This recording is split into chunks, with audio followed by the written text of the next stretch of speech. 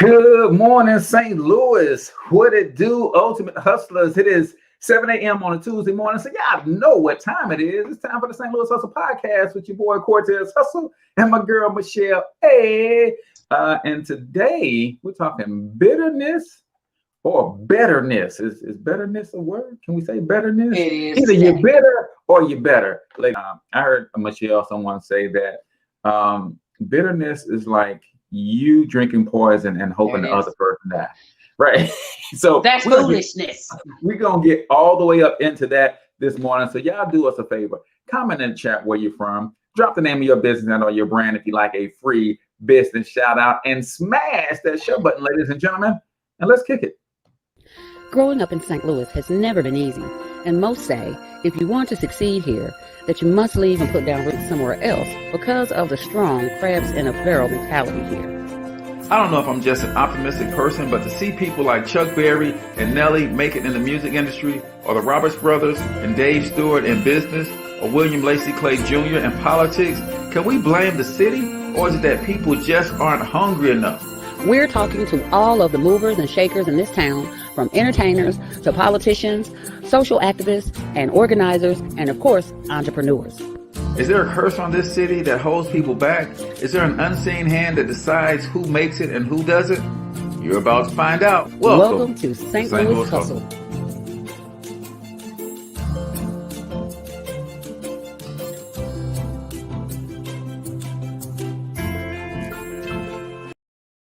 All right, ladies and gentlemen, welcome back to the St. Louis Hustle Podcast. I am your host, Cortez Hustle. That is my girl, Michelle A. And we are coming to you live and direct from the My Perfect Money Plan Studios here in St. Louis, Missouri. Listen, y'all, I've been trying to tell y'all that the best, most effective weapon to fight the war on poverty is a home-based business. And now, Michelle, guess what? If they want to partner with me, in a home-based business, they're going to be able to save $99. So I'm giving a cash flow credit to anybody who wants to partner with me in MWR Financial. And so for $128, you have your own home-based business that includes an instant pay raise, right? We can increase your paycheck on your job. We got credit repair experts that's going to fix your credit for you. We've got debt elimination system. We got a team of bill negotiators, Michelle, that will call Verizon, that will call Ameren, or that will call Spire. I was going to say call the Cleve. No, they will call Spire. Right. And negotiate your bills down.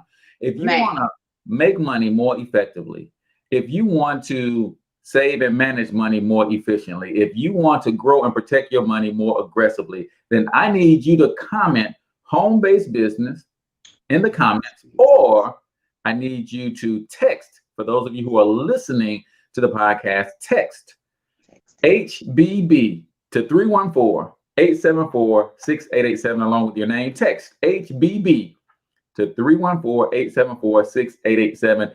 I want to share with you how you can partner with us. For $128, you got your own business, Michelle. Rent it from your home. All of your bills and utilities become a tax write-off. It's just gangster, man, what we're doing and how we're fighting this war on poverty. But you got to take action, ladies and gentlemen. So with that being said, Chalet. Excuse me. Yes, I got a question. Well, you was talking about the things that you do with the thing that you do. And you said you could help people pay off the bills or help them negotiate with the people. Yes. You said the Cleve. Now, you know, how old is your bill? If you still owe the Cleve. There's some people out there probably still owe the Cleve. So they might have been like, no, I need to know what to do for them. Spire a whole other. How old is your debt? You got grand debt if you still owe the Cleve. Yeah, if you owe. And stop putting bills in your kids now. Stop. Yes, people. Stop that. Stop that. Yeah, don't do that. I didn't even think it was a thing still, but people still do it. I tried to do it back in the 90s. I'm too scary. See, that's why I could never really do nothing seriously illegal, because I'm too scary. I tried to do it, and the lady called me, and she's like, "Ma'am, is this your name or your social?" Oh, click. I don't know. I was scared. I thought she knew. So yeah, stop it, people. Yeah. Sorry, carry on. My bad. Stop it. Messing up them driven credit before. And speaking of that, Michelle, because we gotta stop playing that game and start playing the game. See, instead of putting bills in your kid's name, put your kids on your credit cards as an authorized user to establish their credit for them while they're young. Don't jack their credit up. Build their credit up while they're young. You ever wonder how these commercials come on, Michelle, and they talking about I do see them with kids and the $199 for this brand new charger. I'm like, who's paying $199? Well, if your kid been having credit being established for them since they were 12, by the time they go to college, they getting the charger for $199 a month. So stop putting the bills in their name and start learning how to build credit in their name. That's excellent. I'm gonna just say this. That is why we need people like you in the for this generation, I'll say, because there's such a stigma, right? Especially in urban communities. It can be a stigma a lot of places, but it's probably primarily in the urban communities where we ain't doing that, because little Junior gonna take his credit card. If he don't beg you out of it, he gonna steal it and then buy all the Jordans and video games his little heart can buy. And then before you know it, Junior done jacked up your credit. There's a fear of allowing children to establish and earn credit. But I believe with people such as yourself that can teach adults how to respect credit. If we teach the parents how to respect and do credit, they can teach the children how to respect and do credit. There's no reason why other races can get this right and we can't. You know what I'm saying? We just have to be smarter. Parents, old school parents. I've talked about it before. I had parents that didn't let me into the finance. It was like, no, it's not your business. Some older people just shut their kids out, and sometimes we had to figure it out on our own. I'm not a good figurer outer. And but I think that's how we wind up with those stigmas in our community. Right. So all jokes aside, teach your kids how to use credit so that they can get to build credit at a young age. Yeah, Michelle, we gotta have just as consistent as your church has Bible study and choir rehearsal, you need money rehearsal too. You need a money practice day. Yes. Too. Like seriously. And in fact, before I let you say how your weekend was, let me just drop this on the fellas. Go ahead. Fellas, I just dropped Financially Lit Fathers. The community is live and cracking on Facebook now. Over 180 people flooded in that thing like the first day that we rocked it. So I'm teaching men how to get their money right. If you want to make money more efficiently, here's the deal, Michelle. What I tell people all the time is you might not be struggling financially, but if you can make the same money you're living on right now in half the time, what would that do for you? Right. That gives you more time with your family. Yep. And that gives you more time in community. Just like Michelle, we have an absence of our presence in our communities. That's why because we're working. Because we working, right? And don't feel shame, fellas. You got to go to work, put food on the table. But if you can make money more efficiently, same money you making right now, making in half the time, you got more time to be with your family and more time to establish a presence in the community. Save and manage money more effectively. Yeah, right. Stop letting our money get away from us. Know how to. They say it ain't what you make, it's what you keep. That's true, but so true. It's about what you do with what you keep, right? And then grow and protect that money more aggressively. We got to get aggressive about our finances, man. With this old passive approach, hey, it come and it go. It is what it is. Nah, man, that ain't gonna work. So yeah, we're gonna get them all the way together. But in the meantime, sis, how was the weekend, Shell? How was your weekend? Why, thank you, second Shell. First Cortez, thank you for asking. You know what? The weekend was good. I pressed through a couple weeks back on the show. I ain't say nothing, but I had got a little convicted. You know, I'm always talking about somebody go get set free. I think you said something. I was like, I think I just got set free. You said bougie people use the excuse of they want to be perfect when they are procrastinators. Regular folk just procrastinate, be like, I ain't done yet. That's me. I'm regular, but sometimes I am bougie. My kids call me bougie. and being a perfectionist. That hit my house. I was just like, dang, I think I am bougie a little bit because I be trying to get stuff just right. And it's a trick really it is. It's a trick of the enemy because it causes procrastination, trying to get things. Nothing is perfect.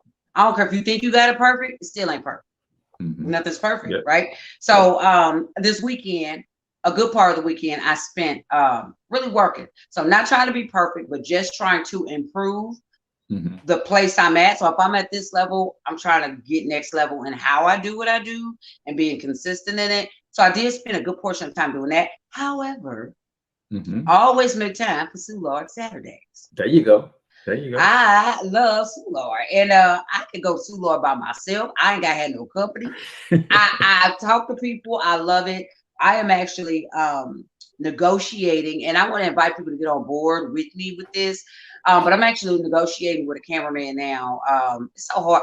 Anybody know a good cameraman? It's so hard to come by a good, reliable cameraman these days. Yeah. I need a good videographer that is looking for an opportunity to just, you know how you wait for that right lick? You be like, I just get that right. I'm gonna just I'm that right. So but I was talking to one guy about just bring the camera and follow me down there, you know, and then I'll put voiceovers and all of that on later, but because so much happens when I go to Soulard, and I'm telling you, you can't make the stuff up that happens to me. The stuff that I see and the conversations that I have, they just pop out of nowhere and happen. So I got to start getting it on film, but I just need that cameraman that's gonna be like, you know what, Shell, I know you fit the pop. This is the thing I've been waiting on. I just need that. So if you guys know a great videographer, man, send them my way. Please send them my way. So yeah, Soulard Saturdays, I went down there. Bloody Mary's jambalaya conversation, blah blah. That's what I did. Great time. It was a great time. I do. It's sad, but y'all told, you know, a couple months back, I told y'all I was going to abandon doing COVID numbers. We got to bring them back. Got to bring them back because folks won't do right. Y'all need to do right, okay? Because something happening now. We had a jump. You know, they talk about this new Delta. The Delta strand is going around, and Missouri. I think it's, when I watch the news, they're saying Missouri is one of the highest. However, I think what it is, it's Missouri, Illinois, Kentucky. It's like that little 4 quadrant of states. Us 4 states have more than all of the other states singly. Wow. You know what I'm saying? And we're way up there. And we got to get our life together because folks is dying out here for real. So I'll just give you this. Now we're 1 week into July for real, and are approaching, we're in the 2nd week. But the 1st week of July, we had 1,371 new cases with the Delta strand in just 1 week. Now, comparing that back to June, just 1 month ago, we had 470 new cases for that week. 470 versus 13. We more than double. And that's, you know, the holiday, 4th of July, and cook out some family. Put a mask on or go get vaccinated, people. I look at it like this. Here's my spiel, and I ain't gonna go on no rant. Here's my spiel. Here's what I feel about the vaccine. Go ahead and get it. You know, some people can prolong it. You can prolong it. Some people shall remain nameless. If you can prolong it. But if you have to get it or you choose to get it, right? Some people are like, oh, we in the last days, and they trying to put a chip in you, and it's 666 and the devil and the Listen here, let me tell you something. My God is bigger than this vaccine. God knows my heart. God knows I love him. I belong to God. There ain't a demon in hell that can snatch you from God's hand, especially not with no daggone virus. You know what I'm saying? So the fear that sometimes people put around that thing spiritually, let it go, people. Let it go. Get in your word and know that God loves you and his love is stronger than. And first, rightly interpret the word. You know what I'm saying? Anyway, we know that they can do things through the virus, but no. No. So if you can get the virus and choose to, get it. If not, put a mask on when you go out, you know, just to slow these numbers down. Folks down out here. So that's there crazy. It is. Rant over. That's crazy. Well, it's super crazy. Now it is time for the Michelle A word of the day. So let's do it some justice. And now the Michelle I word of the day. See, we got to get like a animated face or something for that, like a Max Headroom situation. We need that just to make it real for me. All right, so the Michelle A word of the day, I was thinking about all kinds of things. My mind be so full because I want to make this thing rich for y'all, right? But I was thinking, everyday situations come to me, and I think that's what I have to share with y'all. I have to share with y'all the real, tangible stuff that happens to me. So the word of the day is naysayers. What's a naysayer? You know, back in the day, my day, we called them a naysayer. Today, I think they call them haters. That's what we call them today, haters. And sometimes people don't mean to hate when they hate, but sometimes they just hate because that's what they do, right?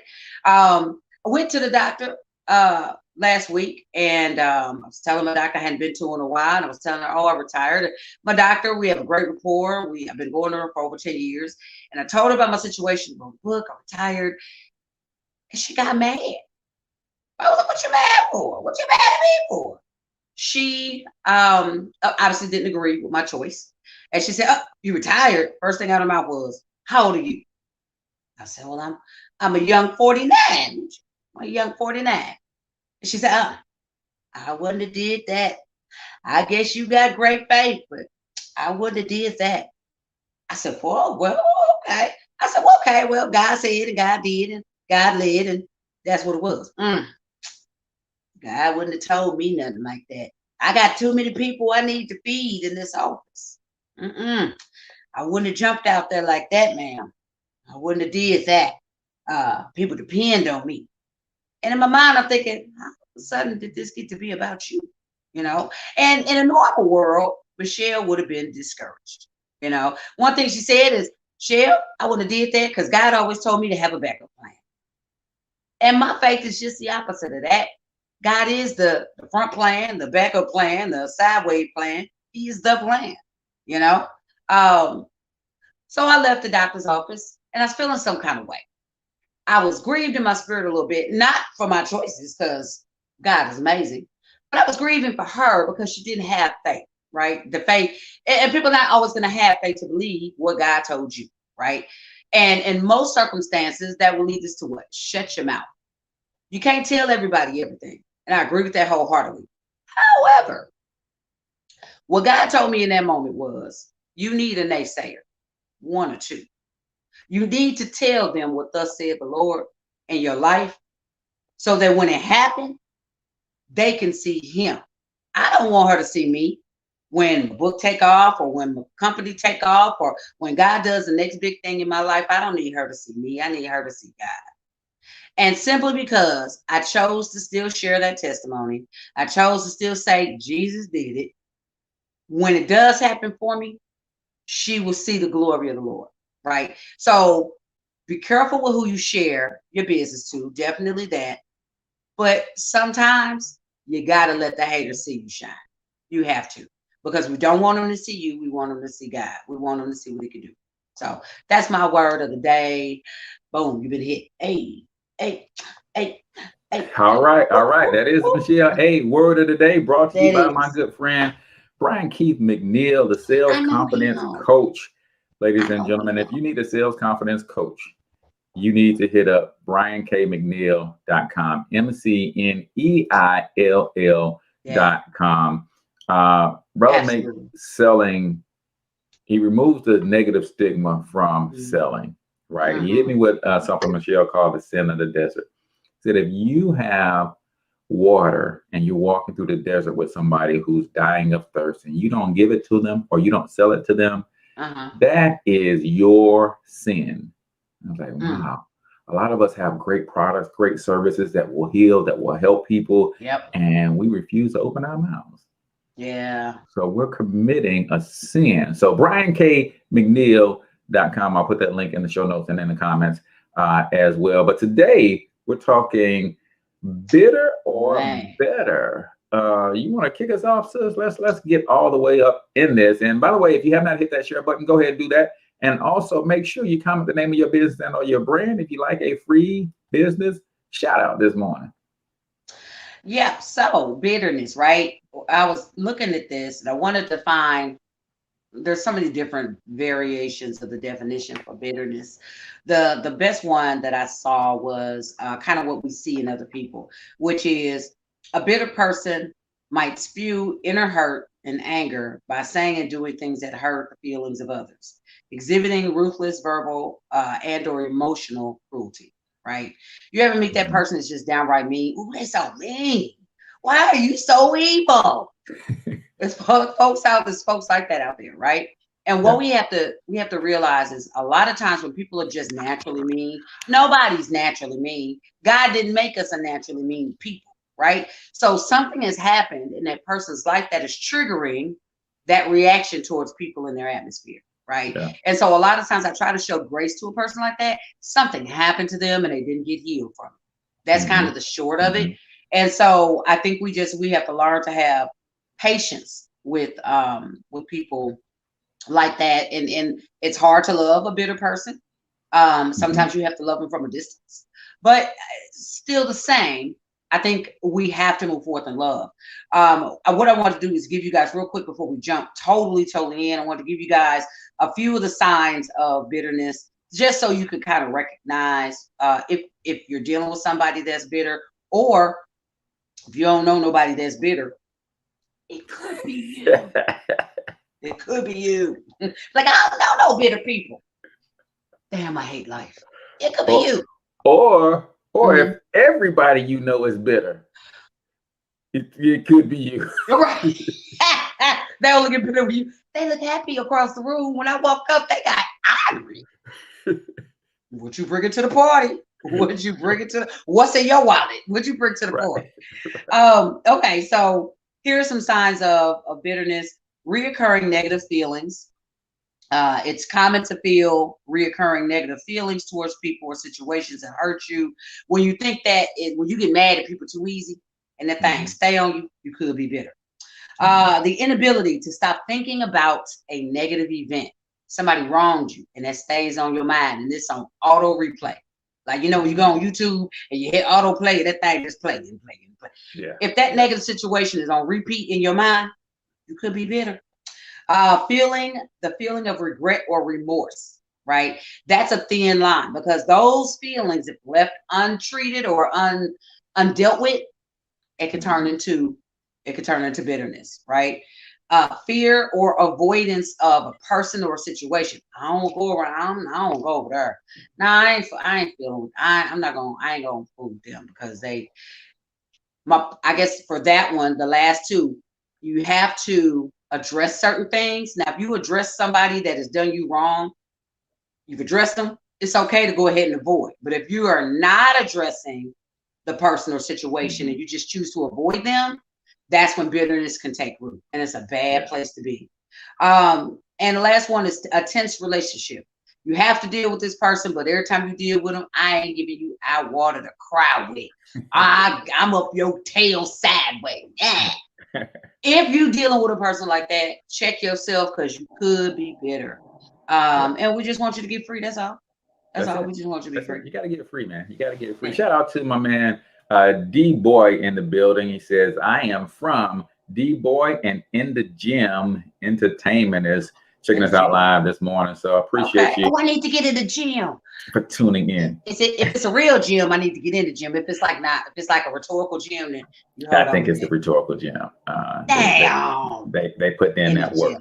I see what you did there, D-Boy. I see what you see. Blonde hair. It happens. The chemicals got in my brain. Carry on. I think that bitterness thing is, it like really carrying that. Just to me, it does make sense, right? And this is one of my wife and I have such an amazing relationship. She gets mad at me for working too much, and I apologize, and I'm trying to, get that in order. But the other thing she gets mad at me about, Michelle, what's that? Not getting mad. I can see that. I'm not lying. Need to get mad. I'm cool. You should be mad. You know what? I'm done. Okay, today, sir, you should be mad. I'll be mad for you. I can see her just running up slapping. Like, there's no way you could just be this happy all the time. There's no way you don't get mad. There's no, I'm like, and she's like, and I said, shit, I do sometimes. It's just like, it might only last 10 seconds. Well, I need to know about them 10 seconds. Right. Can I get in on this?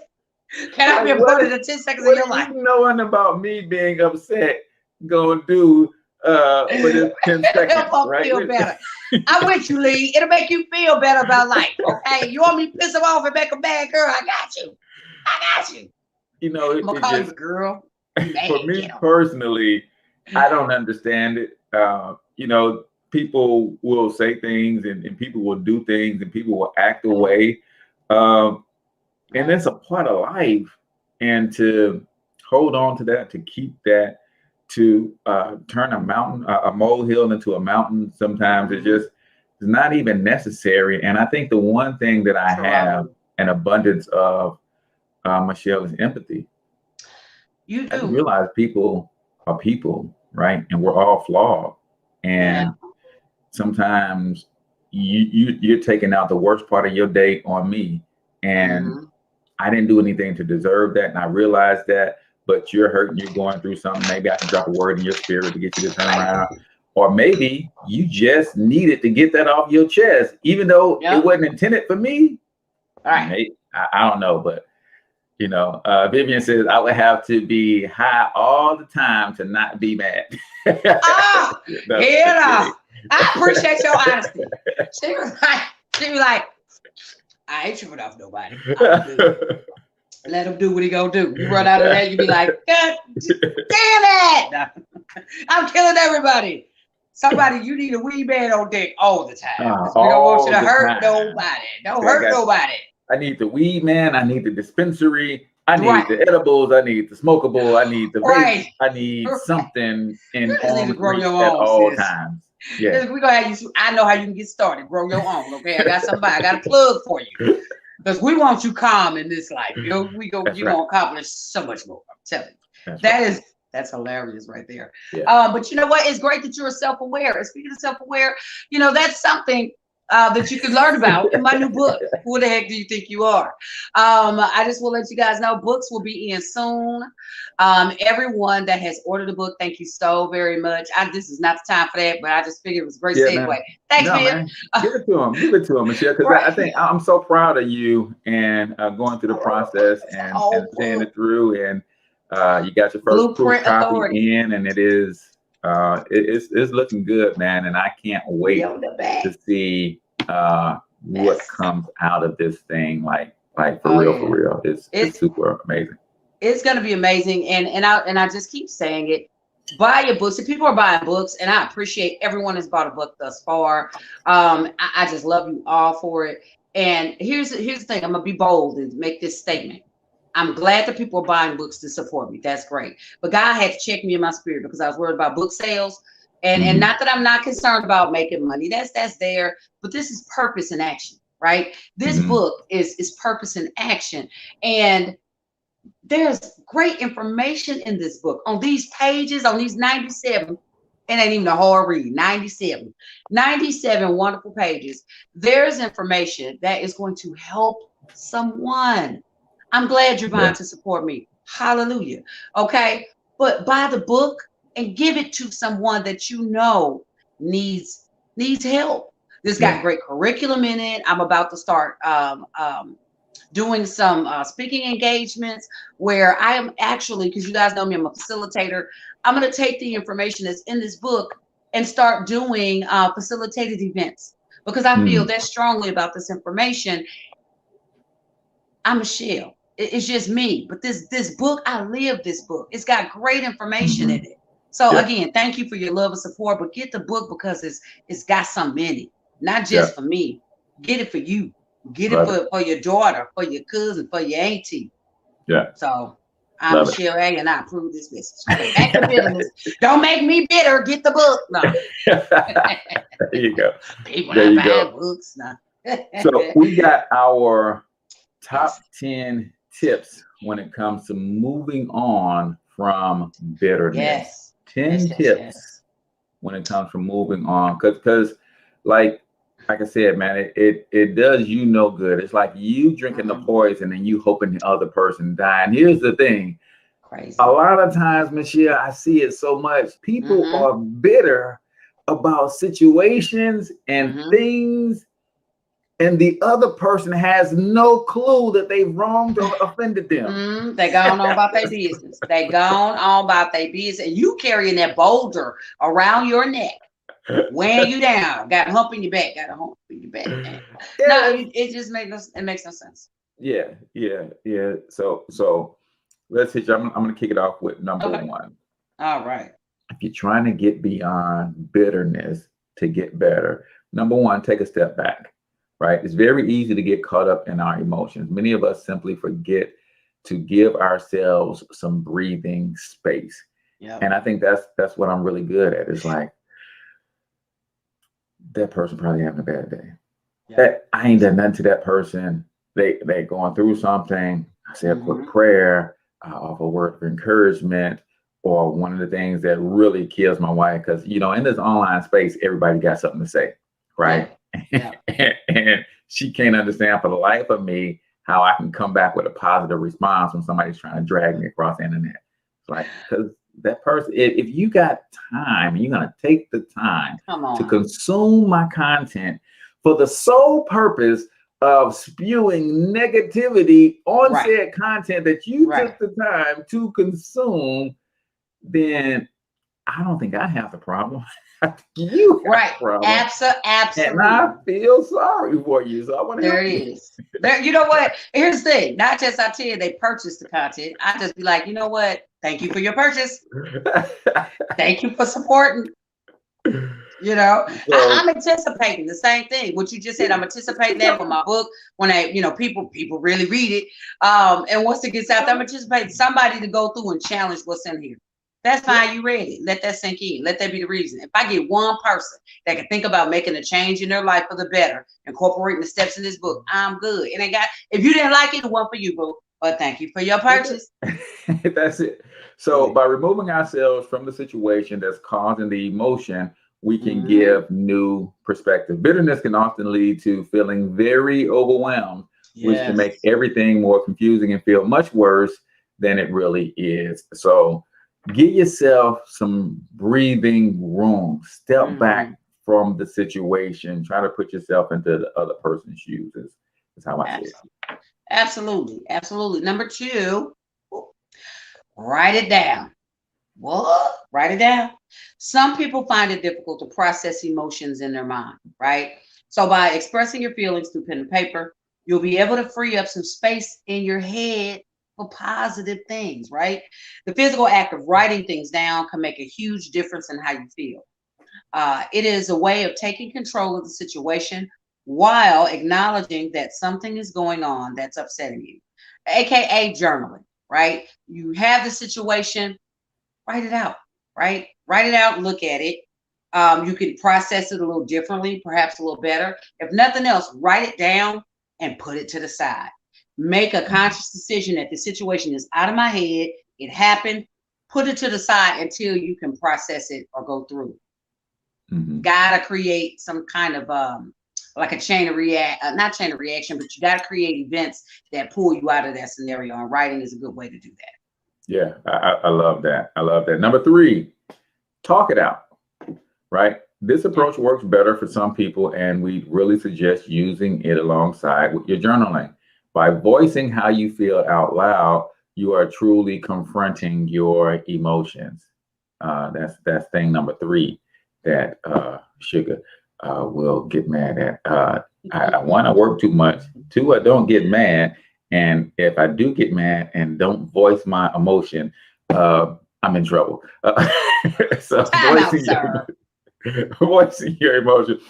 This acknowledgement will help get rid of those feelings of guilt, which are very common among bitter people. Hiding things away may feel like it'll help them disappear, but it won't. And I know truly where her concern comes from, Michelle, because that's when in '96 my baby brother got killed. Just a short few months before he got killed, I had announced to the family that I had been molested by an uncle in the family. So I was dealing with that. Then he gets killed. Then I moved back to St. Louis and meet Lee, and we start this family, but I hadn't dealt with any of that stuff. So those suppressed emotions caused me to implode right? Yep. And that's what led me to a mental hospital, and I had to get therapy and all that kind of stuff. So that's where her concern comes from, is you suppress those emotions, or we setting ourselves up for a implosion 5 years from now and all that kind of stuff. So I feel it. So you got to know how and when to talk this stuff out. And sometimes you pull a Forrest Gump on people, Michelle. What is a Forrest Gump? That's when I just sit on the bench next to a complete stranger and I just dump it all out. And the reason that works is because I ain't got to worry about that person telling my business. They don't know me.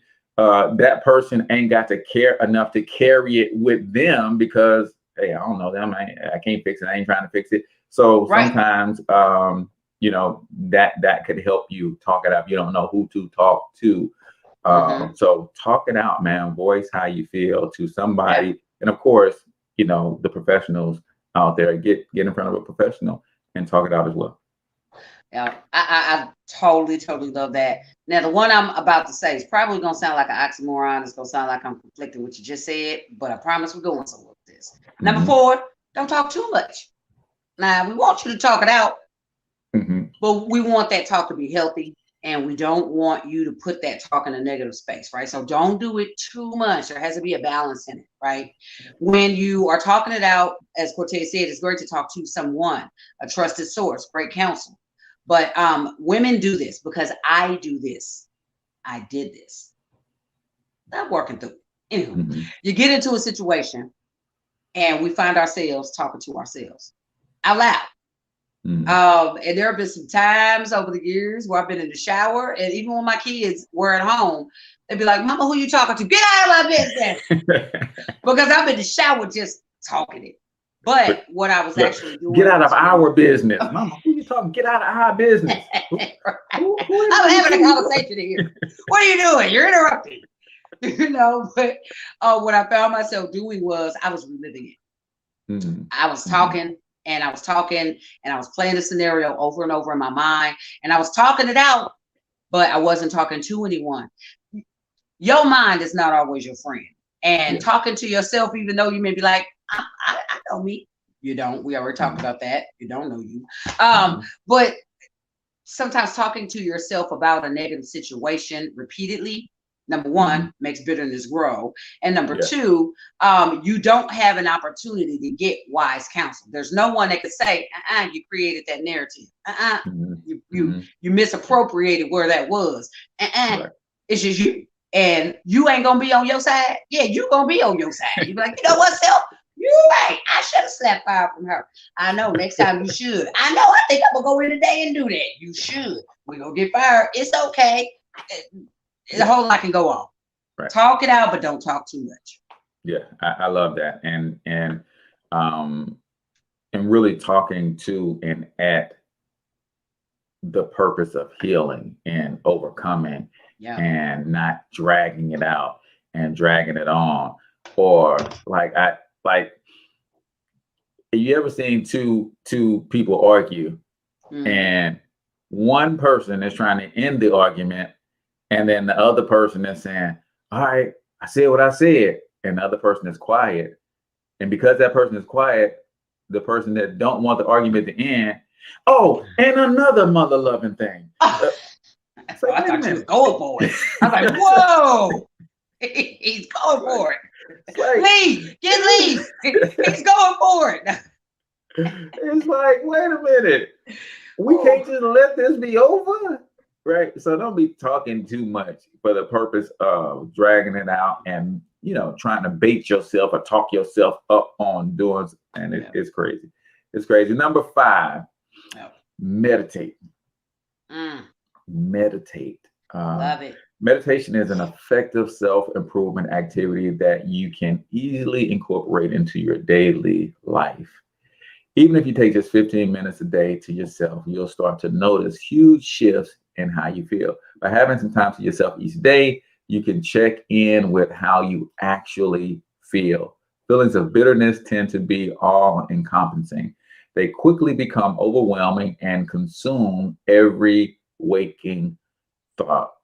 But here's what I found, Michelle.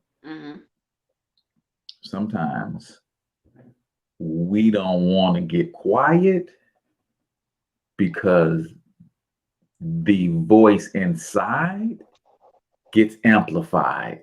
Yeah.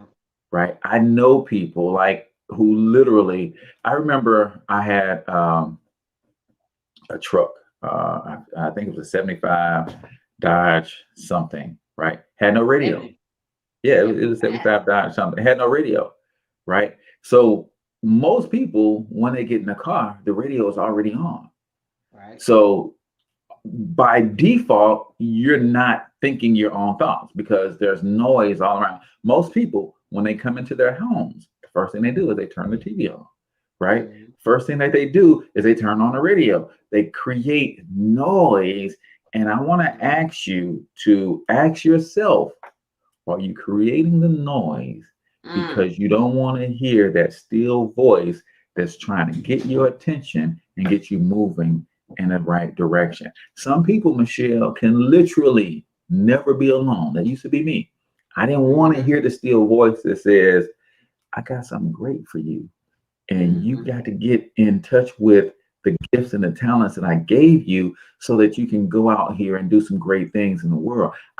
I was the first to the party and the last to leave, right? I never wanted to go home. I never wanted to be alone. I never wanted it to be quiet anywhere around me. Why? Because I didn't want to hear that voice get any louder.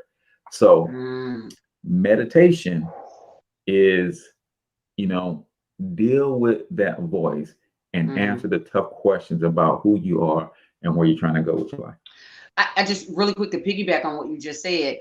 Now, I think there's a fine line, and what you said about the still voice is 1,000% true. However, I believe that there are some people out there that wrestle with other voices, and the Holy Spirit will knock at the door. If you're not saved, Holy Spirit will at least knock at your door.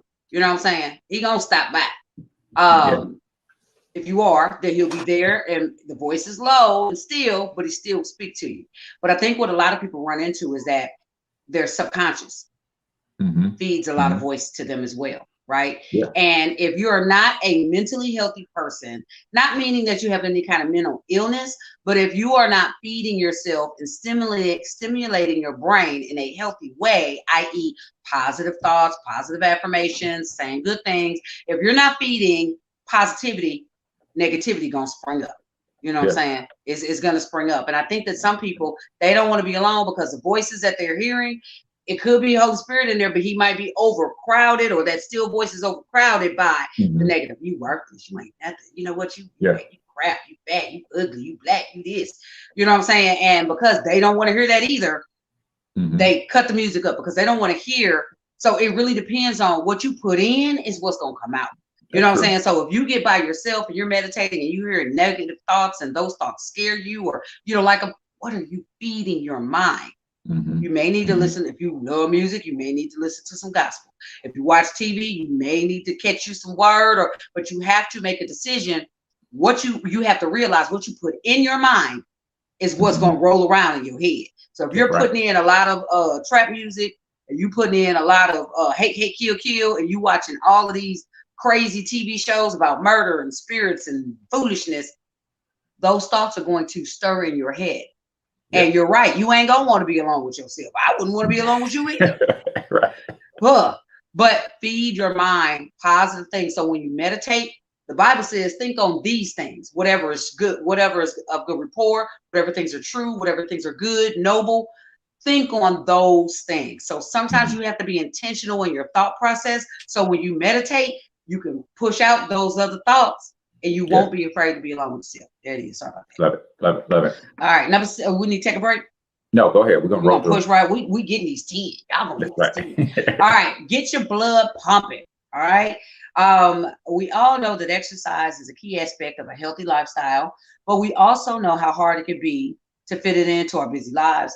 Exercising, be that working out, running, practicing yoga, whatever it is you may do, it releases endorphins that make us feel better, right? Especially when you're in a stressful situation. That's why some people go pump iron, or they work out, or they run. It gets those endorphins kind of pumping in your bloodstream, and it kind of, those endorphins, it's gonna be crazy, but it creates a little bit of a high, but a shift, right? And it really will take your mind off of whatever that stressful thing is. I think once you do create that element, then hopefully you can think clearer about your situation. You know, so get out there, get your blood pumping, and get some exercise going to help you kind of balance out the stress levels that you may be, or the bitterness that may be trying to take root. Yeah, and exercise snacks are something that I learned about. I did a show called 12 things that 12 ways exercise can help you become a better entrepreneur. Right. So an exercise snack is, especially if you sit around and have a sedentary, if you sit behind a desk for 8 hours a day, an exercise snack is, I'm going to get up roughly every 60 to 75 minutes and I'm going to do something intense. Right. No, you're going to snack on the exercise. You know what? So you're tricking people. That's trickery. That's trickery. I'm like, I like snacks. And that'll help me be a better entrepreneur. Sign me up. So you might get up and do 20 jumping jacks. Just get your body blood pumping just right quick, intense, 60 seconds, and you're going to get that flood of endorphins, right? In the book High Performance Habits by Brendon Burchard, he talks about like, hey, you ever realize when you first go to work and you sit down, you're your most productive, right? You sit down and you just kind of, you're there, you know you're at it, so you just kind of do your thing, right? Well, it's like that exercise snack creates those little moments over and over and over throughout the day. So if I take this quick burst of energy, I'm gonna get up, I'm gonna shake it off, I'm gonna do 20 jumping jacks, I'm gonna do me a couple push-ups, and now those endorphins rush in. Now I sit back to my desk. Now I'm focused for another good 15 minutes and I'm uber productive before I start getting distracted, before I start falling asleep and all that kind of stuff. You already know what's coming. Don't get people fired, Cortez. Yeah. What Bill's over the corner doing jumping jacks and push-ups. You own something. But I want to pick and choose where you do that in the office. Yeah. If it's in the office, then you got to figure out another way to kind of do something intensely rigorous for 15, 20 seconds to kind of get those things flowing. So think about that. Number 7, confront it. Confront it. Now listen, it's funny that I get this one. You're looking at the most non-confrontational. So we talked about 3 things that Michelle came saying. Here's the 4th, Michelle. Confrontation. Don't like it. Don't want no parts of it. You call me a wuss. So what? I'm just non-confrontational. That's that. I'm not trying to have any smoke with anybody or anything, right? But if you're trying to overcome bitterness, right, you have to confront it. Feelings of bitterness can often seem to arise from nothing. All of a sudden, we find ourselves feeling very resentful or full of regret. Again, this is normal. You are not alone in feeling frustrated, upset, or angry. The important thing is to move on from this. Having acknowledged your fear, your feelings through talking or writing, it's time to take the next step. Identify who is at fault here. We all come on, we will come on to self-accountability next, but for now, let's focus on working better with those around us. It's okay to say that somebody did this to me and caused me to feel this way.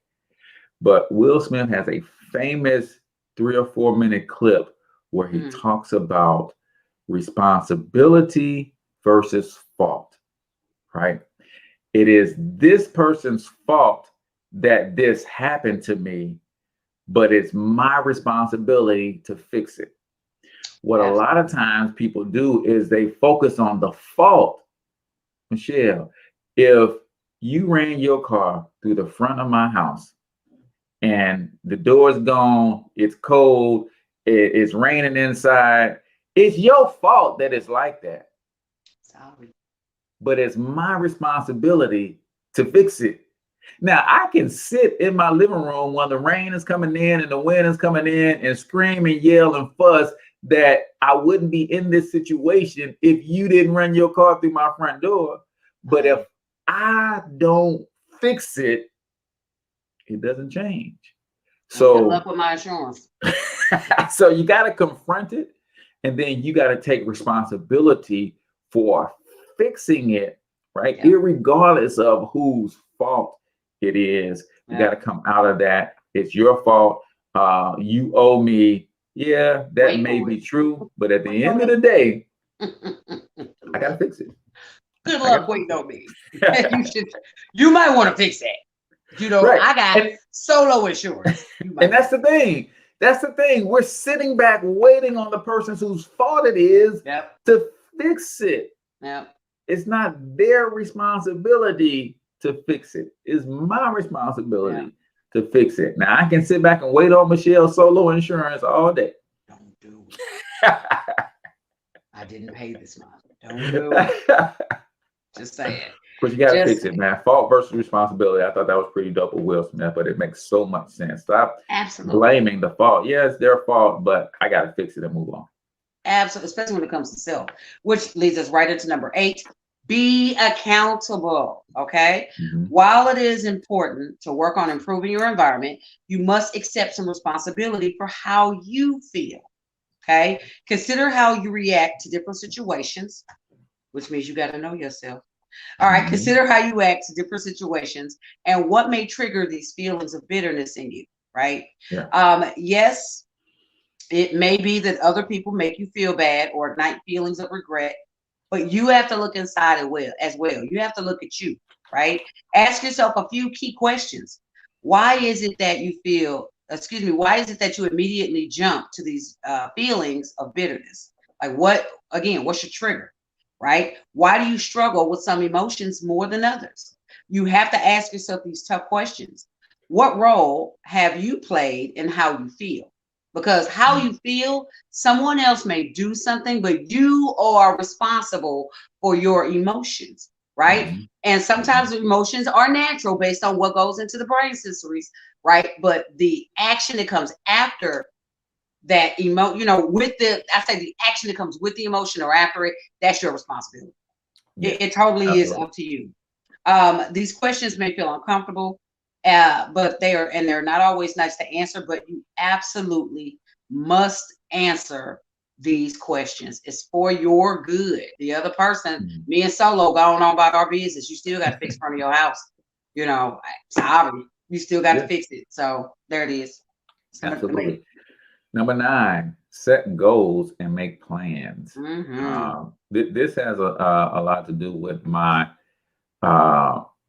frustration and my lack of getting upset or angry, because I've already decided, Michelle, I've planned on how I'm going to deal with, negative people, negative situations, and negative circumstances and consequences, right? Some people have a plan that if something negative happens, it's going to ruin their day.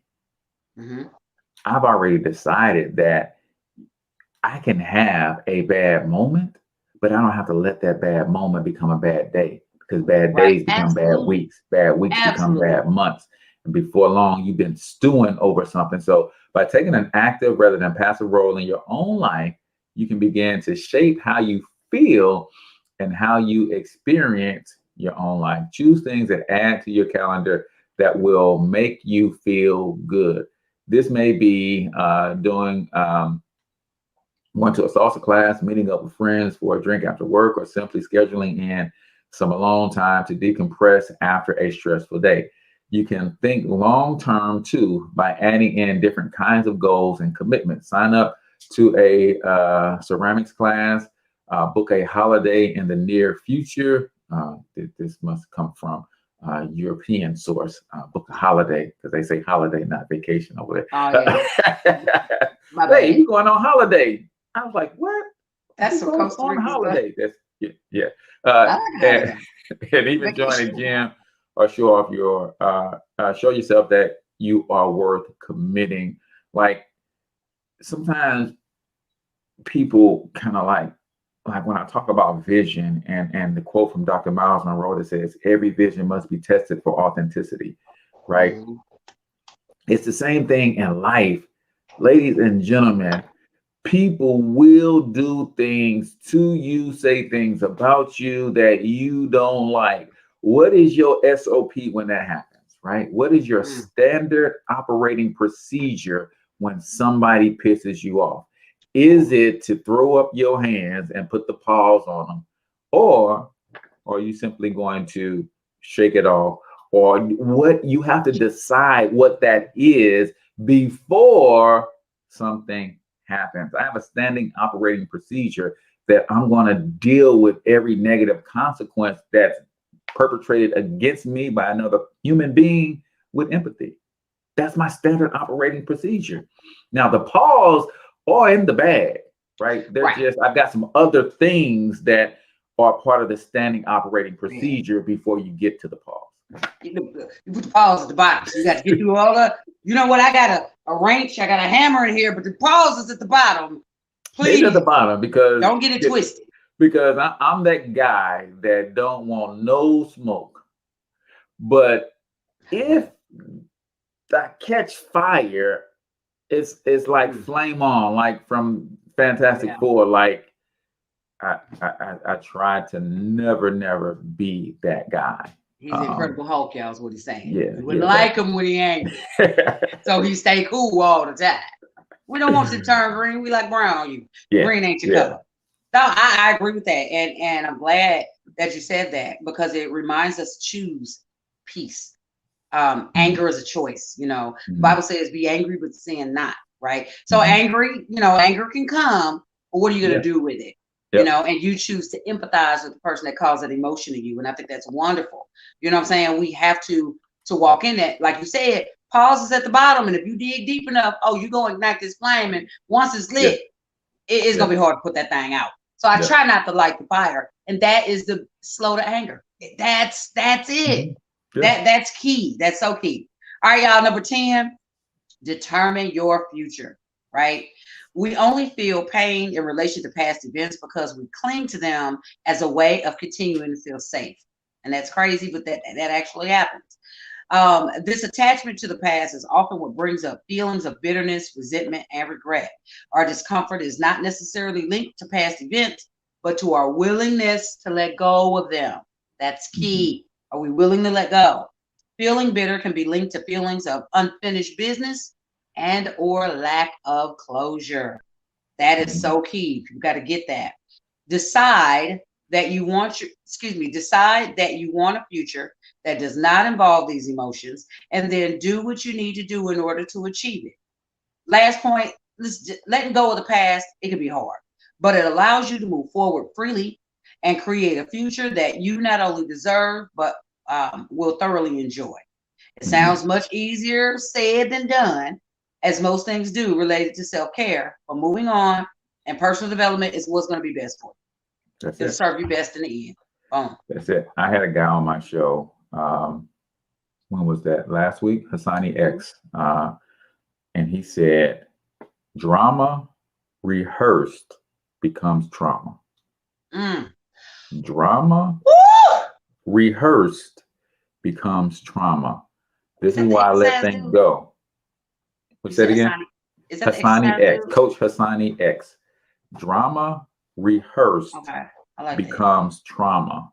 And a lot of times we rehearse the drama in our lives until it actually becomes traumatizing. That is talking it out loud to yourself. When I be in the shower, talk over and over and over again. That seed is growing deeper and deeper and deeper, and it's taking root and root. That fit. There it is. All right, ladies and gentlemen. So that's it for today, man. Until we talk to you next time, get your money up because you can do it. More importantly, you deserve to do it, each and every single one of you.